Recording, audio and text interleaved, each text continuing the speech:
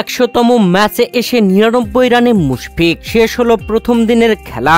অবাক আইরিশরা মাঠ ছাড়তেই আম্পায়ার দাঁড় করিয়ে বলল, কই যাও। প্রিয় দর্শক, বাংলাদেশ ও আয়ারল্যান্ডের মধ্যকার দ্বিতীয় টেস্টের প্রথম দিনের খেলা শেষ হলো, যেখানে এই ম্যাচে মাঠে নেমে মুশফিকুর রহিম বাংলাদেশের একমাত্র খেলোয়াড় যিনি 100তম টেস্ট ম্যাচে মাঠে নামলেন। মাঠে নামার শুরুতেই মুশফিকুর রহিমকে দেওয়া হয় বিশেষ সম্মাননা।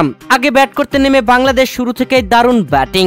যদিও মুশফিকুর রহিম 99 রানে আছেন অপরাজিত।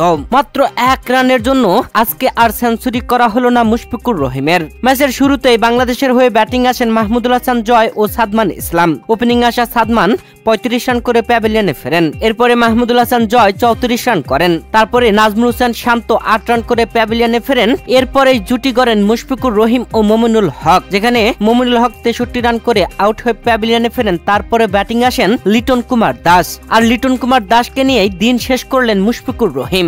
দারুণ ব্যাটিং এ মুশফিকুর রহিম আছেন 99 রানে অপরাজিত।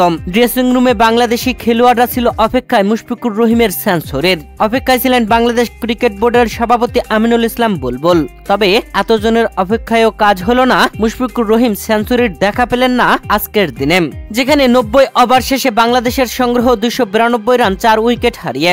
অপরাজিত ব্যাটিং আছেন মুশফিকুর রহিম 99 রানে আর লিটন কুমার দাস 47 রানে। যদিও শেষ ওভারে লিটন কুমার দাস সিঙ্গেল নিয়ে মুশফিকুর রহিমকে সেঞ্চুরি করবার সুযোগটা তৈরি করে দিয়েছিলেন, তবে চেষ্টা করেও সেঞ্চুরিটা হলো না মুশফিকুর রহিমের। মুশফিকুর রহিমকে নিয়ে উদযাপনে বাংলাদেশের খেলোয়াড়রা। এই টেস্ট ম্যাচটা হারা জেতা বড় বিষয় নয়, মুশফিককে নিয়ে ভালো সময় কাটাতে চান বাংলাদেশের খেলোয়াড়রা।